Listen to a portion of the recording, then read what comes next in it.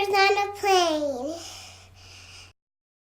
Hello, my name is Gabriel, and my favorite thing about the Boston Freedom Trail was probably the Granary Cemetery.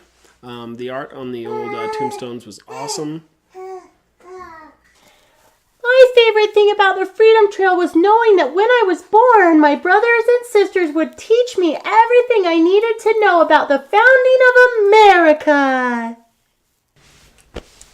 My favorite part on the Freedom Trail was the King's Chapel. I mean, seriously, I would love to go to church at the King's Chapel, have our own private pew that is not only a cubicle, but boxed in and plush velvet seats. Like, I can just imagine living it up on a Sunday. Kids are playing on the floor, not distracting me, not begging to leave, bring what we want, snacks in the pew. Man, that's a church day for me. My favorite thing at Boston Common was getting to the ice cream and coming to the park. It's my favorite thing, but nobody does. Freedom Common. Okay, now say Freedom Trail. Freedom Trail! But I'm not for now. Be quiet. My favorite stop on the Freedom Trail was USS Constitution. We saw where they got to sleep, and they got to sleep in hammocks. My brother Widmore fell out of one. We giggled because hammocks are really easy to get out of. We also saw how they used to shoot the cannons and where they used to make the ships. My favorite stop on the Freedom Trail was Paul Revere's house.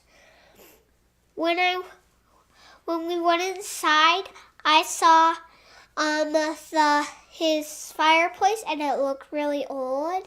And we saw some of his weapons he used. And there were people writing on these giant papers. And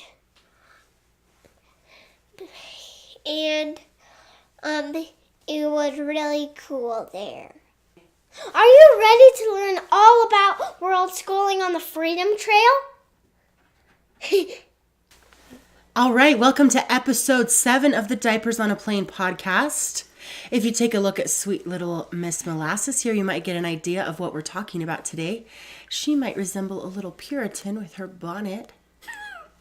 And we are talking about the Freedom Trail in Boston, Massachusetts today. Of course, we all know that the Puritans first came to America in the 1600s, followed along by the colonists in the few years later.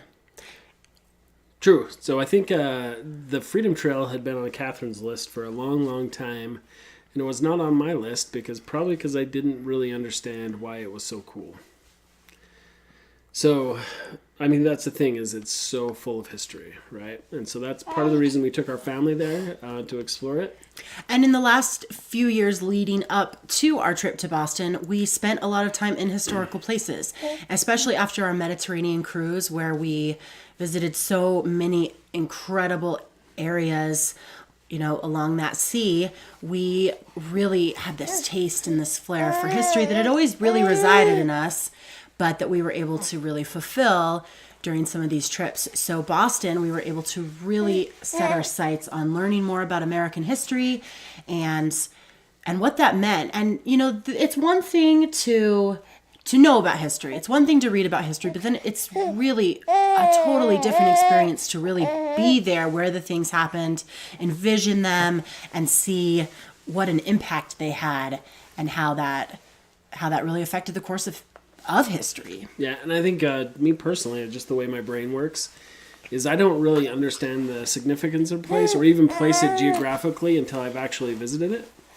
And so that was the interesting about the Freedom Trail, is all that history is in such tight proximity to one another that the Freedom Trail is just an incredible amount of history to learn. Yeah. So we visited Boston a little over a year ago. It was in the fall, so it was the perfect time of year. Number one, because the weather was great.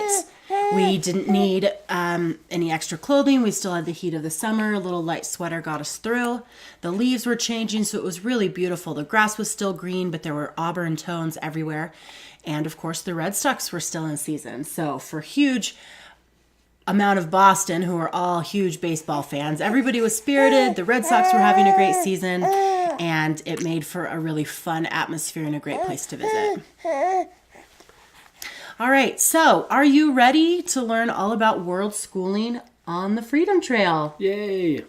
All right, so we'll start out with, we kind of covered it a little bit in our intro, but why do the Freedom Trail, right? So apart from the historical side of it, you've got the opportunity to really discover what the Bostonians do every day, where they live and what they experience, and how that has kind of created that grounded niche in their community.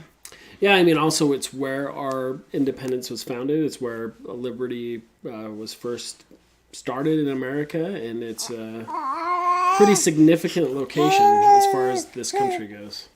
When you have children that are our age and they're really starting to figure out, you know, what a globe is and what a government is and where their place is literally on the planet, it really gives them a grounded feeling to learn, you know, how did we come to be here in this place and have the government that we have that's a little bit different than other parts of the world.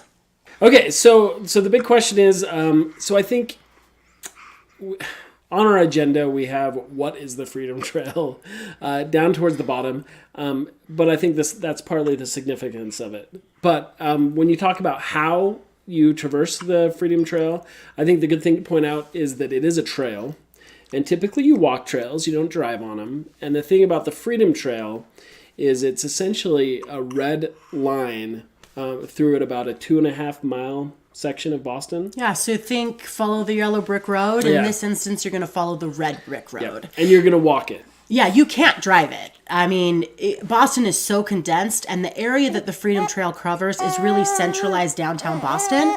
So if you'll spend more time looking for parking than you'll spend more time looking for parking in one section of the Freedom Trail than you will traversing the entire trail itself. I think the Freedom Trail itself is notorious for there being zero parking. Yeah. And it's Boston. It's a Boston roadmap, so it's not like there's no rhyme or reason to it. So it turns, it has crooks, it goes every which direction, and it's really impossible to drive it. So it is a walking trail.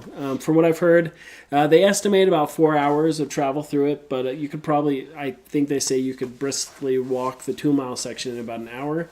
But if you do that, you're not going to see any of the sights or the significance of it. Yeah, you'll miss out on a lot. So we definitely recommend walking. Get a good pair of walking shoes, get some water bottles, get yourself a guide, and not a physical guide, just a guidebook. It's just going to give you a little detail. Okay, so get yourself some shoes. Pack a backpack with some water bottles. There are some restroom stops along the way, but they peter out a little bit towards the north end, which is right before you cross the bridge to go into Charleston. So we did it in 2 days. We broke it up because, again, like we said, it is 2.5 miles, and we did have little feet with us. There's a natural transition, a natural break when you get to the north end. It's a great ending point. Then you can pick up where you left off the next day. So you can do all the Boston sites in one day, then cross the bridge and go over and do the Charleston side the next. Yeah, that's how we handle it. Yeah, and the bathrooms, all the main stops, Boston Commons, the Old Revere House, the SS Constitution, they all have restrooms. Just kind of hold it until you get to those. All right, so we're just going to get to what does the Freedom Trail cover. So there are a total of 16 stops, and they all offer a little bit of history, not only when America was founded, but also current history as well. And so, of course, the first thing you want to know is, in general, it covers America's history. It's like a walking guidebook. It's like a walking history just kind of implanted in the city. It covers the Boston Massacre, Boston Tea Party, the cost of freedom. It talks about the Stamp Act. It talks about all those things.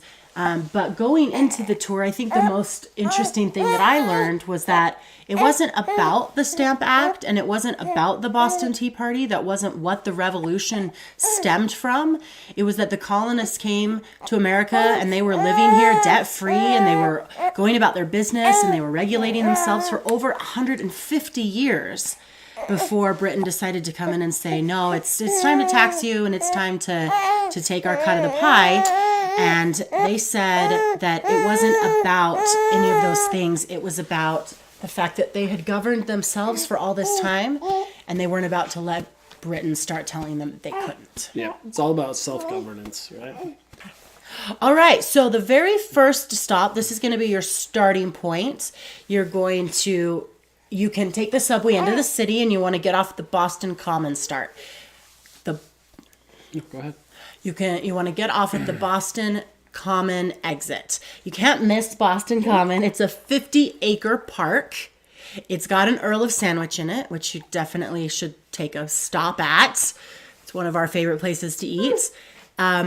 It's got a playground for kids. It's called the Tadpole Playground, and you can take a quick stop there before you're going to make those kids start walking and get their schooling in for the day. And it's got a little visitor center, so you can go to the bathroom, you can pick up a guidebook, they'll just give you some history, and you can read more about the sites as you visit them.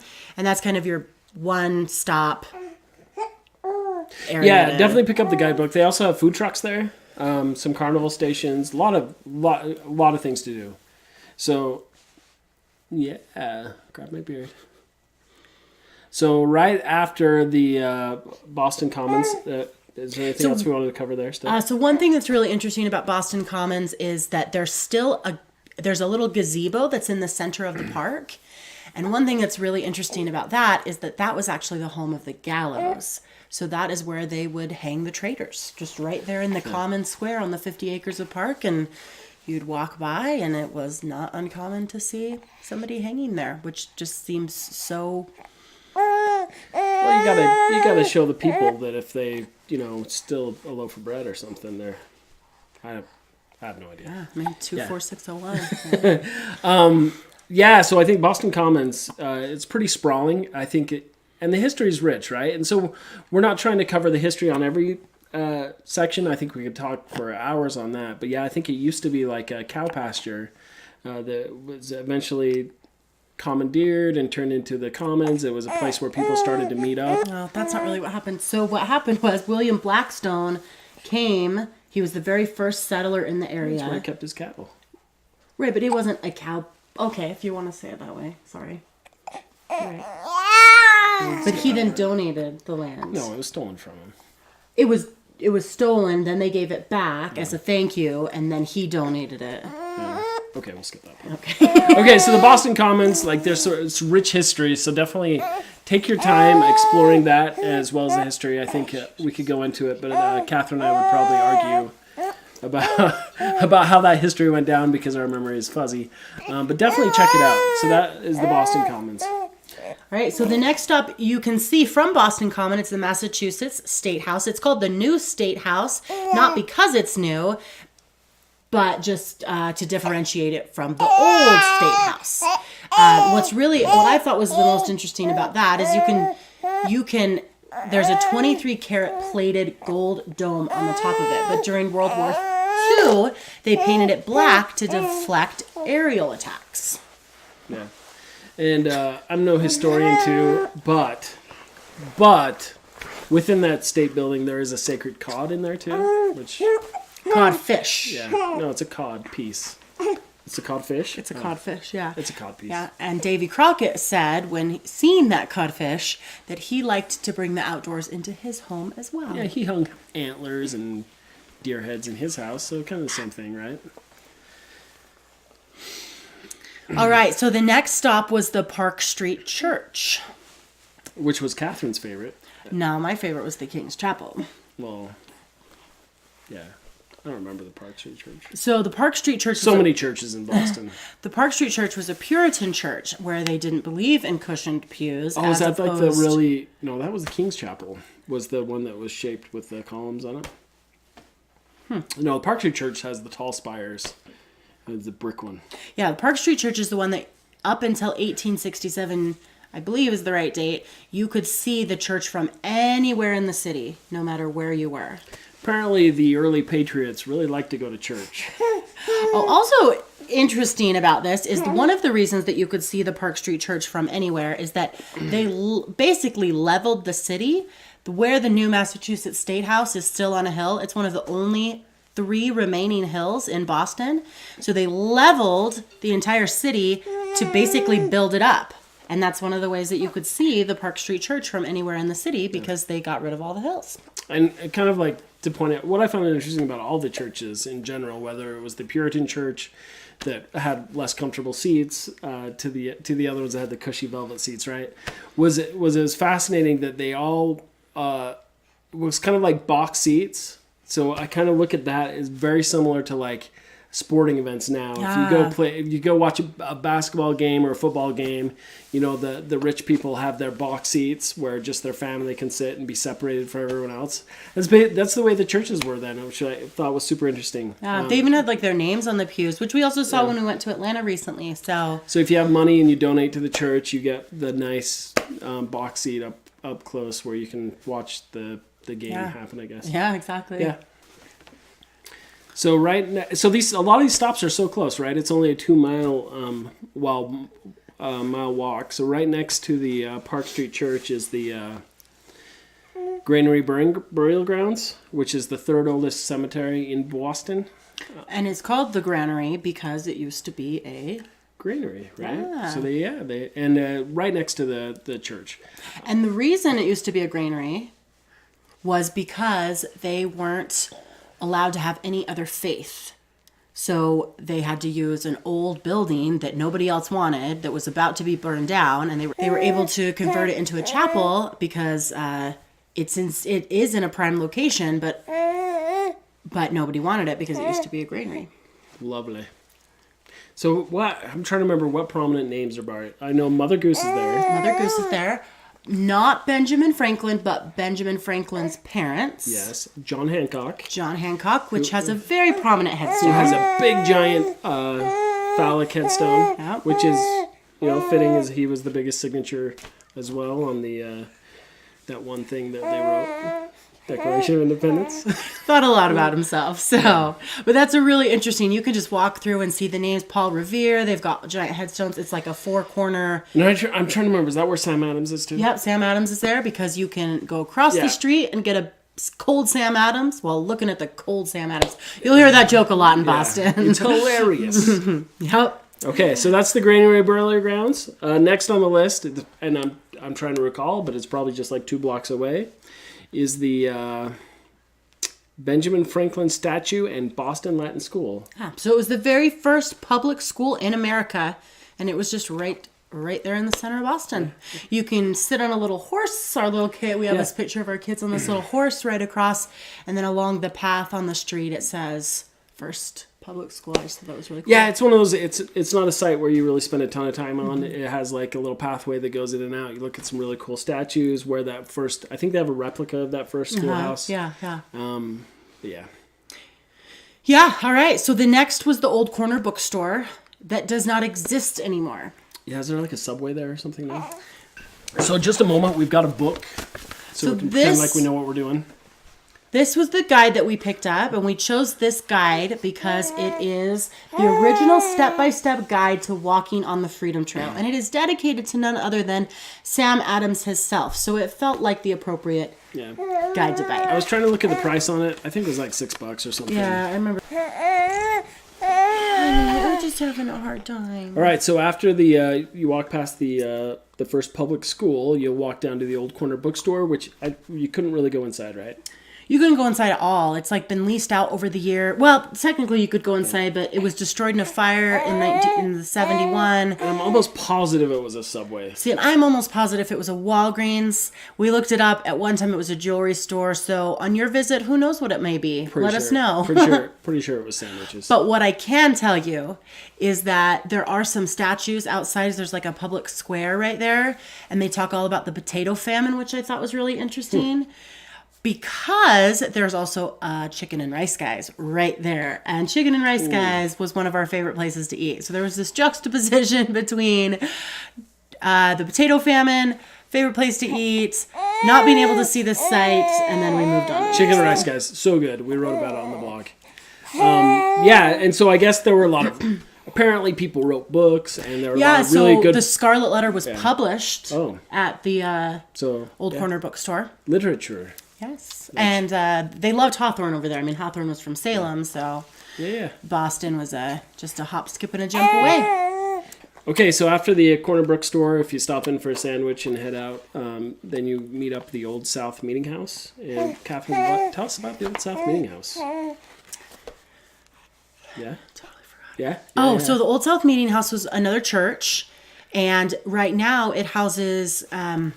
kind of a historical representation of what happened with the Stamp Act. So you can see the pews and you can go in and see the church. It didn't have those lush pews anymore or ever. Well, I think as well as the Tea Act, right? So the Tea Act. That's what it was. It was the Tea Act. Right. Sorry. So when those Tea Act were enacted, that's where the people met time and time again to call for action. Yeah, to discuss how they were going to kind of defend themselves against this preposterous act that they didn't think was just. So pretty huge location as far as the Boston Tea Party and all the decisions and the meetings, the town meetings were held there. That church. Huge pivotal point in history. And it's a big church, so the inside has has side pews up on the second and third floors. So I can imagine if people were speaking down at the bottom, you'd have people lined up at the tops. Huge venue for speaking. Oh yeah. All right, so after the Old South Meeting House, you will come upon the Old State House. Now, the Old State House is the site of the Boston Massacre. So right outside the Old State House is a large plaque on the ground, and it says the site of the Boston Massacre. Now, if you go inside the Old State House, which underneath is a subway station, you can look out the exact window where the shootings were witnessed. Yeah, I think before we took that on the trail, I think we actually came out at the Old State House when we first went to the Boston Commons. And I think we exited that and said, oh, that's a cool building. And then as we actually did the Freedom Trail, ended up there again, and we were like, deja vu, we've been here before. Yeah. So we came out the bottom of it, and then we went up the stairs, and they've got a State House museum there. And you can look out the window where the Boston Massacre actually occurred. And there's a lot of information on that in there. Yeah, it's really cool. There are tours that you can do there. They're on a set schedule though, so if you don't time it right, you wouldn't be able to do it during the Freedom Trail, or you'd have to cut your time short. But it's really interesting in the site itself. And one thing that we learned was just how the massacre was only 5 people. Yeah, so 5 people were killed by the British soldiers. I think those 5 people had approached them with pitchforks. I might be totally destroying the story, but the neat thing for me was I probably studied all this stuff in American history back in middle school, but I was probably too busy throwing spitwads or goofing around, right? So it was just this aha moment of oh, this is what happened in this country's history. And right, this is what I learned. And yeah, it was really, and what was really interesting was how Paul Revere used this one event to really alter the course of what would come after it in such a profound way. Yeah. So that Boston Massacre, those killing of those 5 people, was used as a catalyst to tool to wield what they wanted to happen. Yeah. Yeah. So Fenway Hall is just Fenwell. I'm pretty sure it's Fenway. I like Faneuil. I don't know. But Fenway Hall is now basically a shopping center and little food court. Yeah, I think some dude named Faneuil built it. I think it was originally, correct me if I'm wrong, was just a local marketplace, right? Yeah, where all the locals would come. Huge, long buildings where you could see lots of venues for local marketing. And it somewhat still is that today. I'd say my favorite part of that had some pretty good lobster rolls. Yeah, there's also a really fun piano there that anybody who's visiting can use and play, and it's painted really vibrant colors. It's a very happening place. There's a lot going on. There's a lot to see. It's a loud, boisterous place. It's a really interesting place.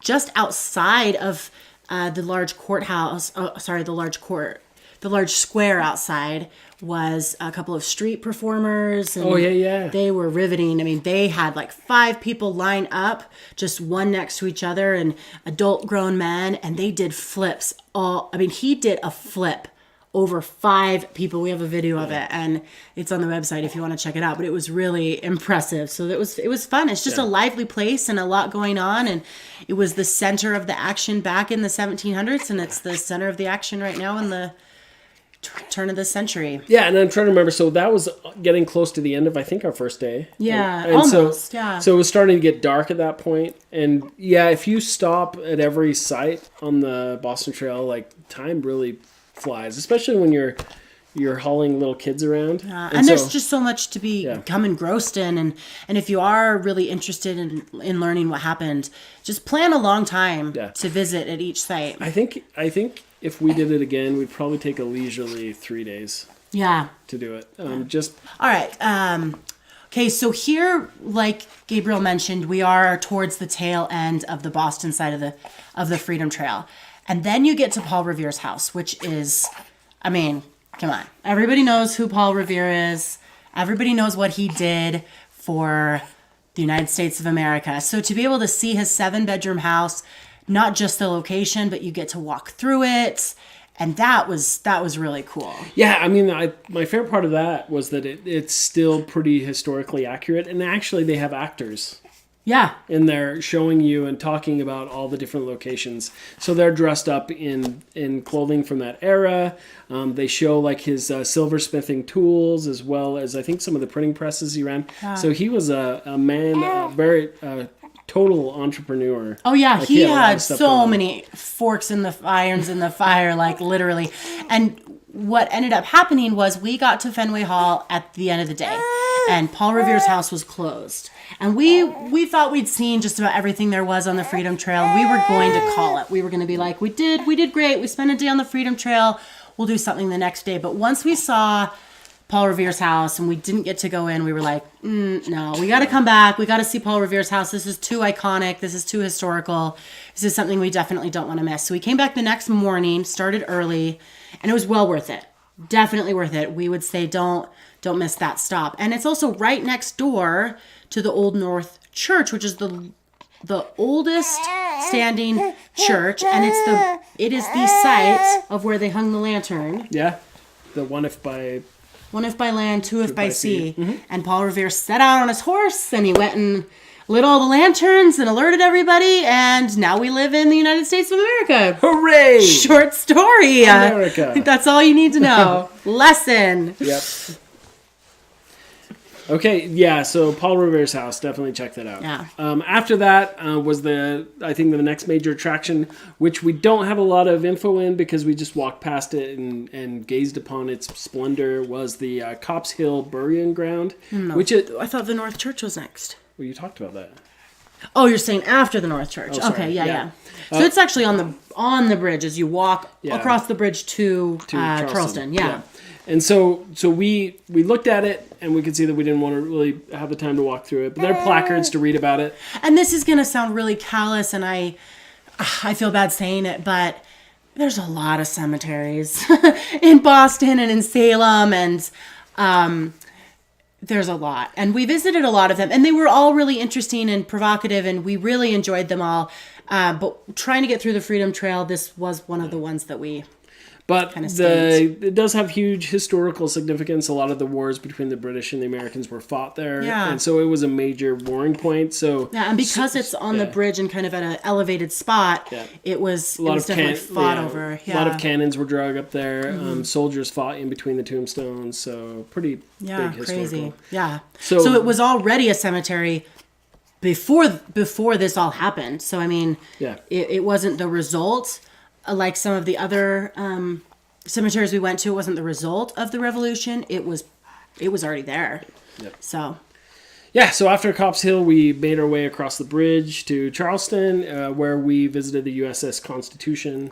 And that was one of our kids' favorite activities. So they're trudging along, But once you make it to the U.S. Constitution, it's another good reason to break up your Freedom Trail into 2 days, is because the payoff is at that museum. I wouldn't say I probably would say it's a children's museum. It's definitely geared towards kids, but you can learn a lot. One of the really cool things is just outside, they have a full naval ship building yard. So you can see like the size, you can they have the ship in there, they lower the gate to let the water come in, and then it eases its way out to sea. So that was super cool. Then you go into the museum and you get to see all the other things, how the ships work, how they live on the ships, how they operate on the ships, how they sleep on the ships. And the kids can really get involved. They can get dressed up, they can sleep in the quarters. Yeah, Gads have kids play areas with like era hammocks and different stuff for them to play in. So they really loved all the play areas they had there. Yeah, and we spent several hours there, and they really enjoyed it, and we really enjoyed it. It was a lot of fun. So yeah. All right, is that the last stop? Last but not least is the Bunker Hill Monument, which is this massive another tower. Yeah, phallic tower. Yeah, big old pointy tower, and it was huge. And we took lots of pictures there. I remember it was the last stop, so we took a long break there. Yeah, it was fun. I mean, the kids rolled down the hill in the grass, and it's really beautiful. All the old historical homes, and it's definitely a richer part of the area. Yeah. It's absolutely phenomenally gorgeous. All the streets are cobblestone. Yeah. I think our youngest took her pants off and went streaking, and we had to chase her down because that's what she likes to do. Because she was 2. Yeah, she was 2. Yeah. So that's what else are you gonna do when you're 2? That's the life. Yeah. So on that note, all right. So that wraps up the Freedom Trail. So you definitely don't want to go to Boston and skip the Freedom Trail. That would be silliness and nonsense, and you'd miss the best part of Boston. As far as the traveling in the U.S., it would be up there as one of the number one spots. I'd say it's definitely my number one place that I visited. Incredible. Yeah, absolutely. Okay. So we're going to continue along talking about Boston next week. We gave a little hint about Chicken and Rice Guys, one of our favorite places to eat. Well, we're going to tell you a little bit more about them next week, along with all of the other wonderful places that we loved to eat at in Boston. And trust us, there's enough to fill up a whole video podcast worth. And because it's about food, our memories will probably be a little more precise as far as the details and the historical accuracies. Which part of the brain is the information storage, and which one is the food? It's like all of my brain. So yeah, thank you so much for listening. This is the episode number 7. Yeah, we're loving it. We're really enjoying doing this. I'm really hoping maybe we're getting the hang of this, but I don't know. You be the judge. Send us a note. We'd love to hear from you on what you like, don't like. If you're a fan of the podcast, what you'd like to hear. Should we have stopped talking 15 minutes ago? Blah blah blah. So subscribe to our mailing list. It's on our blog, as well as if you want to contact us, send us a message at contact.us at diapersonaplane.com. You can also reach us on Twitter, Instagram, and Facebook, all again at Diapers on a Plane.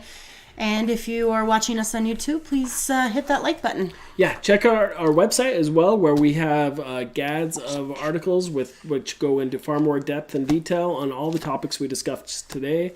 And a full rundown, site by site. We've gathered a lot of interesting, not only historical details, but interesting facts about each of the stops along the Freedom Trail, and you can check them all out there. Yep, and we'll see you next Tuesday for episode number 8. All right, bye. Bye. We are Diapers on a Plane. One take!